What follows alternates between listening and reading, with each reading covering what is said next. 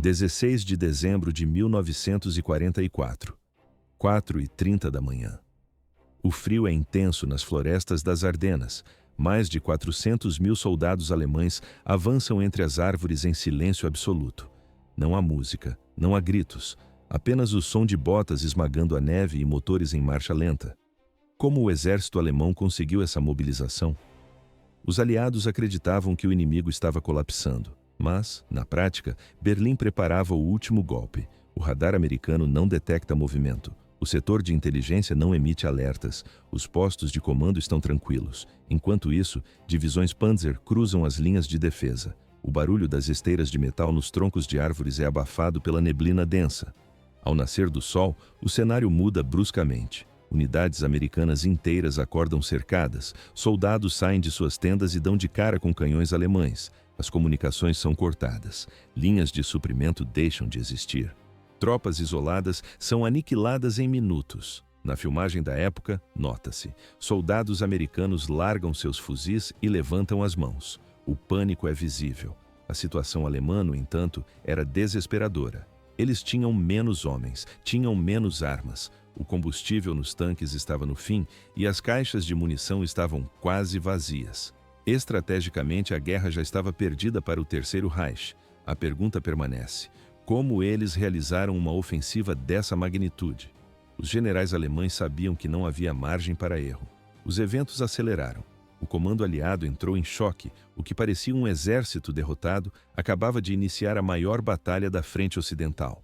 Não havia mais caminho de volta. Os comandantes americanos fizeram uma descoberta que gerou pavor. No confronto direto, soldado contra soldado, o alemão era mais eficiente que o americano. Ele não era apenas mais fanático ou mais brutal. Ele era tecnicamente mais perigoso.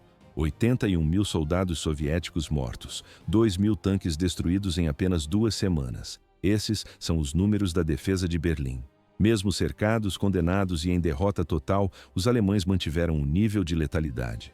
Veteranos americanos que passaram pela Segunda Guerra Mundial, Coreia e Vietnã, confirmam o fato. O inimigo alemão foi o mais difícil que enfrentaram. Não houve comparação com outros teatros de operações. Por que isso acontecia? A resposta explica o alto índice de baixas americanas na Europa. Explica por que vitórias garantidas viraram banhos de sangue.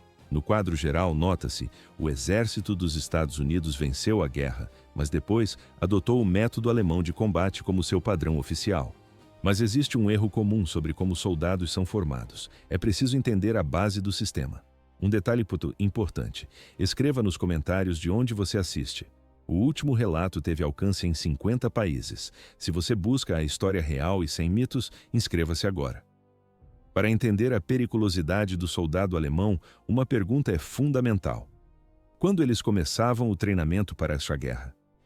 Se você pensa que era no momento do alistamento, está enganado. O processo começava aos 10 anos de idade. Na prática, não era apenas educação. Era uma linha de montagem militar. O Estado assumia o controle da rotina. Exercícios físicos exaustivos, táticas de campo e doutrinação técnica ocupavam o dia inteiro. Ouve-se o som de botas marchando em sincronia perfeita. Nas filmagens de época, observa-se crianças de 10 anos manuseando mapas e bússolas com precisão adulta. Elas não estavam brincando de soldados. Elas estavam sendo transformadas em armas profissionais. Isso criava uma vantagem técnica devastadora. Enquanto um recruta americano aprendia o básico em poucos meses, o soldado alemão já tinha uma década de mentalidade militar. O resultado era um combatente que não precisava de ordens detalhadas para agir. Ele conhecia o terreno, a arma e o objetivo. A guerra não foi decidida apenas por números, foi decidida por esse treinamento precoce e rigoroso. 1935. Nessa data, o destino dos meninos alemães foi selado. Eles não eram apenas jovens em um grupo de propaganda, eram soldados em formação. Por que o treinamento começou tão cedo? A resposta era simples: o regime precisava de uma máquina de guerra humana. Em 1937, a juventude hitlerista já operava escolas de tiro exclusivas. Um ano depois, 1.500.000 jovens dominavam o manuseio de rifles.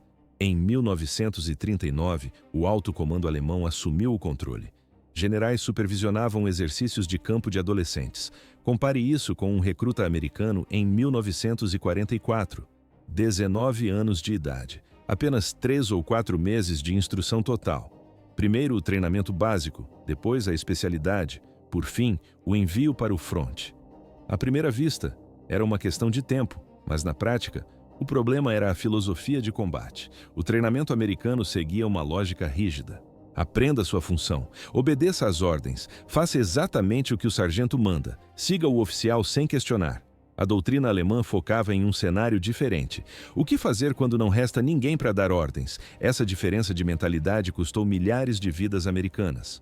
No quadro, uma vila francesa ocupada. Um esquadrão de infantaria dos Estados Unidos avança pela rua principal.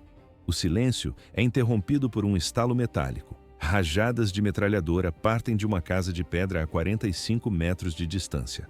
Ouve-se o som do impacto das balas no concreto. Os soldados mergulham atrás de um muro baixo. O sargento sente o pulso acelerar. Ele tem 8 homens sob seu comando, todos imobilizados pelo fogo inimigo. A metralhadora trava qualquer movimento. O sargento age conforme o manual. Ele pega o rádio, relata na posição, informa que o ninho de metralhadora está na janela do 2º andar. Ele termina com a frase padrão: "Quais são as suas ordens?" O tenente recebe a mensagem. Ele está a 200 metros atrás da linha de frente. Ele não enxerga o prédio, não consegue avaliar o terreno ou o perigo real. Então, ele repete o protocolo que aprendeu. Ele aciona o rádio e chama o capitão. A burocracia militar começou a matar o esquadrão antes mesmo do próximo tiro. Não havia margem para erro. Mas o sistema americano era lento por design. 15 minutos de espera sob fogo pesado. Esse foi o preço pago pelo 3º esquadrão no primeiro confronto. Os soldados estão prensados contra o chão, enquanto o som rítmico da metralhadora inimiga corta o ar acima de suas cabeças. O capitão não reage imediatamente com uma ordem direta. Ele saca o mapa. Ouve-se o farfalhar do papel sob a pressão dos dedos. Ele estuda as coordenadas da grade, calcula os campos de tiro e analisa as variáveis. A decisão é técnica: chamar apoio de artilharia. É melhor usar o peso do aço do que arriscar vidas em um avanço. Ele faz a chamada pelo rádio. No centro de comando da artilharia, os operadores reconhecem o pedido. Eles calculam as soluções de tiro, ajustam as coordenadas e carregam as granadas de 105 mm nos canhões. No relógio, o tempo não para. 15 minutos se passaram desde a primeira rajada de metralhadora. Agora, mude o cenário. Outra vila, outro dia. Um esquadrão alemão avança por um terreno idêntico. A situação se repete de forma exata. Disparos de metralhadora partem de uma construção de pedra. Os soldados alemães buscam cobertura instantânea. O sargento alemão não procura o rádio. Ele não pede permissão. Na filmagem da ação, nota-se: seus olhos escaneiam a estrutura em segundos. Térreo, 2º andar, janelas. Ele localiza o alvo. Uma abertura no porão, parcialmente escondida por mato alto, escura e sem defesa. Ele faz contato visual com seus 2 melhores soldados. Não há palavras, apenas sinais manuais rápidos e secos. Aponta para os homens, aponta para a esquerda, aponta para o porão. Ele fará a supressão. Os 2 soldados movem-se no mesmo instante. Zero hesitação. O treinamento substitui a dúvida. O sargento abre fogo contra a janela do 2º andar para manter a atenção da guarnição inimiga voltada para a frente. 30 segundos depois, a dupla atinge o alvo lateral. Um dos soldados saca uma granada de bastão. Ouve-se o estalo do cordão sendo puxado. 2 segundos de espera. Ele lança o artefato pela abertura. A explosão é abafada pelas paredes grossas de pedra. O som de detonação é seguido pelo silêncio absoluto. Apenas 3 minutos se passaram desde o primeiro disparo inimigo. 12 minutos de diferença. Esse é o abismo entre esperar uma autorização e agir por iniciativa própria. É a distância entre seguir uma cadeia de comando rígida e confiar na decisão de um sargento em campo. Mas isso era apenas o começo. O impacto real foi devastador, porque esse intervalo de 12 minutos não ocorreu apenas uma vez. Ele se repetiu em cada tiroteio, em cada emboscada e em cada contato inesperado na frente de batalha. Os minutos acumulados transformaram-se em pilhas de baixas. Soldados americanos aguardavam ordens pelo rádio, enquanto os alemães já estavam flanqueando, já estavam mudando de posição e já estavam atacando. Não havia margem para erro. Comandantes americanos notaram o padrão nos relatórios pós-combate. As evidências eram claras. Unidades alemãs com menos homens seguravam forças americanas muito maiores. Os esquadrões inimigos reagiam mais rápido e se adaptavam em tempo real. No início, os oficiais aliados não entenderam a causa, mas a resposta estava na autonomia do soldado na ponta da linha. No início, eles não entendiam o motivo. Depois descobriram a verdade. Não era apenas uma diferença no treinamento militar, era algo mais profundo. Uma filosofia completa de guerra refinada ao longo de gerações. Os alemães tinham um termo para isso: Auftragstaktik, táticas de missão. Quando se compreende o significado real dessa palavra, a eficácia alemã faz sentido. O oficial não dizia ao soldado como lutar, ele dizia o que deveria ser alcançado. A diferença parece pequena. No calor do combate, ela era tudo. Mas esse sistema carrega um problema crítico. Ele só funciona se os soldados já forem profissionais ao chegarem ao fronte. À primeira vista, um exército em retirada, mas na prática, uma força de elite altamente experiente. Em 1944, os alemães que defendiam a França não eram apenas recrutas treinados, eles eram veteranos do campo de batalha mais brutal da história humana, o Fronte Oriental. Mais pessoas morreram lá do que em todos os outros teatros da Segunda Guerra Mundial somados. Eram homens que sobreviveram a Stalingrado e Kursk, soldados que enfrentaram ofensivas soviéticas que atacavam em ondas, esmagando posições pelo número absoluto de corpos. No quadro, imagens de planícies congeladas e fumaça preta. Eles enfrentaram o combate de inverno. O frio extremo causava queimaduras de gelo que matavam tanto quanto as balas. Os tanques congelavam e ficavam imóveis no solo. Os rifles travavam por causa do gelo acumulado no ferrolho. Estes homens sabiam como lutar quando tudo dava errado. No fronte oriental, tudo sempre dava errado. Não havia margem para erro. Onde estava a vantagem alemã? Estava na experiência acumulada sob fogo pesado. O soldado americano médio que desembarcava na Normandia tinha uma realidade diferente. Ele nunca tinha recebido um tiro, nunca tinha visto um companheiro morrer ao seu lado. Para ele, a guerra era uma teoria. Para o alemão na trincheira oposta, a guerra era o único mundo que ele conhecia. A colisão entre esses dois mundos seria violenta. Seu primeiro dia de combate foi o dia D. Mas um detalhe chocou os oficiais de inteligência americanos ao analisarem os relatórios de batalha. A eficácia alemã não diminuiu quando eles começaram a perder. Na verdade, nos confrontos finais, cercados e condenados, eles se tornaram ainda mais letais. Por que o exército alemão ficou mais perigoso no fim? Parecia ilógico, mas os dados mostravam que o desespero aumentava a precisão. 2 exemplos provam essa tese. Abril de 1945, Berlim. O Exército Vermelho cerca a capital. Os números são esmagadores: 2.500.000 soldados soviéticos, 6.250 tanques, 41.600 canhões de artilharia. Do outro lado, a defesa alemã conta com apenas 100.000 combatentes. A maioria é composta por idosos da milícia e adolescentes da juventude hitlerista. No quadro, nota-se, eles usam uniformes improvisados e armas obsoletas. Não há apoio aéreo, não existem reforços. Não há qualquer chance de sobrevivência. Todos sabiam que a guerra estava perdida. Hitler estaria morto em semanas. A Alemanha se renderia em poucos dias. Então, por que lutar? A resposta está nos números. Durante 2 semanas de combate urbano brutal, esses defensores condenados mataram 81.116 soldados soviéticos. Eles destruíram 1.997 tanques da URSS. Esta é a Wehrmacht em uma estatística, perdendo a guerra, mas vencendo batalhas individuais. Mas Berlim mostra-te a habilidade técnica na derrota. Ternopil revela algo mais sombrio. O que acontece quando o profissionalismo é desperdiçado por decisões estratégicas estúpidas? Março de 1944, Ternopil, Ucrânia. Hitler declara a cidade uma fortaleza. 4.600 soldados alemães recebem a ordem: manter a posição a qualquer custo. O primeiro comandante chega ao local e analisa o terreno. Ele envia uma mensagem direta para Hitler.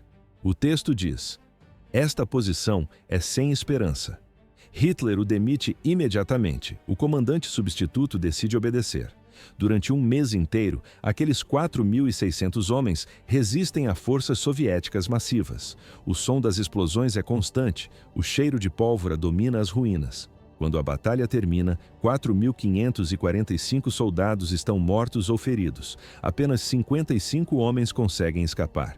Isso representa uma taxa de baixas de 99%. À primeira vista, uma defesa heróica, mas na prática, um extermínio desnecessário. Os soldados alemães eram profissionais altamente treinados, mas a insanidade estratégica de Hitler transformou essa competência em uma sentença de morte. O profissionalismo virou uma ferramenta de suicídio coletivo, mas o treinamento e a experiência explicam apenas metade da história. As armas que eles carregavam compunham a outra metade. Existe um mito sobre esse armamento que precisa ser destruído agora. O foco muda para a metralhadora MG-42. É hora de falar sobre a serra elétrica de Hitler. MG-42, a metralhadora alemã, 1.200 tiros por minuto. Era impossível distinguir os disparos individuais. Ouvia-se apenas um zumbido contínuo e ensurdecedor. Como parar esse volume de fogo? À primeira vista, parecia impossível, mas na prática, a resposta americana era o fuzil Bar. O Bar disparava de 500 a 600 tiros por minuto. A MG-42 era 2 vezes mais rápida. Mas a diferença real não estava apenas na cadência de tiro, estava na tática de combate. Os esquadrões alemães eram construídos em torno da metralhadora. Os fuzileiros serviam apenas como apoio para a arma principal. Nos esquadrões americanos, a lógica era inversa. Os fuzileiros eram o centro. O Bar servia apenas para apoiá-los. Um único sargento alemão operando uma MG-42 gerava mais poder de fogo que um esquadrão americano inteiro. Por isso, pequenas unidades alemãs conseguiam segurar posições contra forças muito maiores. Eles travavam o avanço inimigo com uma cortina de chumbo. No vídeo, nota-se. A fumaça do cano da metralhadora nunca para. Mas a MG-42 não é a arma que domina as conversas sobre a guerra. Todos querem saber sobre os blindados. 5 tanques Sherman para destruir um único Tiger. Você já ouviu esse mito? É uma mentira completa. Por que essa história se espalhou tanto? O mito nasceu de um único livro, Death Traps, de Belton Cooper. Hoje, historiadores militares consideram a obra totalmente pouco confiável. Os registros técnicos contam outra história. Um estudo do Exército dos Estados Unidos de 1946 analisou 30 combates diretos entre tanques. No confronto Sherman contra Panther, a taxa de destruição foi de 3,6 para 1 a favor do Sherman, não o contrário. Relatórios britânicos de pós-combate confirmam os dados. Em todos os engajamentos de tanques, os aliados infligiram 1,3 baixas para cada Sherman perdido. Os números não mentem. Em um combate frontal a longa distância, o Sherman estava em desvantagem real. Mas a doutrina americana não previa ataques frontais suicidas. A ordem era clara: flanquear o inimigo ou solicitar apoio aéreo imediato. Ouve-se o rádio chamando os bombardeiros. O Tiger era pesado e lento. O Sherman era rápido e trabalhava em equipe. Assim, o mito do tanque invencível foi desfeito no campo de batalha.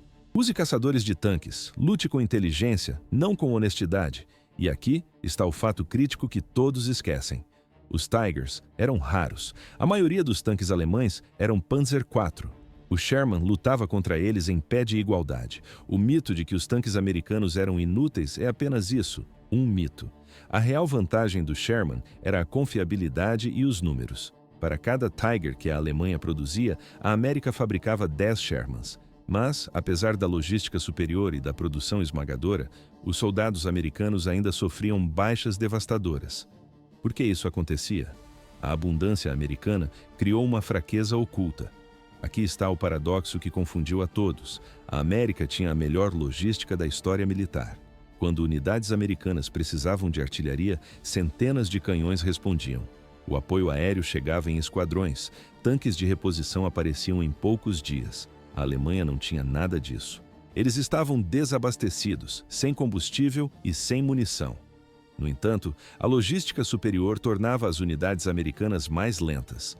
No quadro tático, nota-se a diferença. Unidades alemãs viajavam leves e moviam-se rápido. Unidades americanas esperavam por suprimentos, montavam linhas de logística e avançavam metodicamente. Os alemães podiam ser derrotados pela manhã, mas contra-atacavam à tarde. À primeira vista, a organização americana era perfeita, mas na prática, ela tirava a agilidade. Enquanto os americanos consolidavam posições, os alemães recuavam, reagrupavam e golpeavam de volta. No longo prazo, o poder de fogo venceu. Mas nas batalhas individuais, a velocidade alemã matava americanos. Na Batalha das Ardenas, a Alemanha empenhou quase 500 mil homens. Eles perderam mais de 100 mil soldados. Eram perdas insubstituíveis. Para a América, os substitutos já estavam cruzando o Oceano Atlântico, mas havia um custo psicológico que ninguém esperava. Janeiro de 1945, o janeiro mais frio já registrado na Europa Ocidental. Nas filmagens da época, vê-se a neve cobrindo as trincheiras até a cintura. Os americanos não lutavam apenas contra alemães, eles lutavam contra o clima. O frio podia matar sem que um único tiro fosse disparado. 23 mil soldados americanos tornaram-se baixas por pé de trincheira em apenas 2 meses. O processo era cruel. Os pés ficavam molhados, permaneciam molhados em temperaturas congelantes e a carne apodrecia. O tecido ficava preto. Vinham as amputações. O soldado tentava lutar enquanto seus pés morriam. Os alemães lutavam no inverno há anos na frente oriental. Eles sabiam como prevenir isso. Os americanos estavam aprendendo enquanto morriam, mas havia um custo psicológico ainda mais profundo. Um veterano descreveu a situação com precisão. O que tornava tudo difícil era que eles se pareciam comigo. Muitos americanos tinham sobrenomes alemães e ascendência alemã. Ao capturar um soldado inimigo, o americano percebia que ele se parecia com seu próprio tio. Isso tornava o ato de matar algo pesado. A hesitação no gatilho era real. Mas tudo mudou em 17 de dezembro de 1944. Um evento específico eliminou qualquer rastro de simpatia. O local, perto de Malmedy, na Bélgica.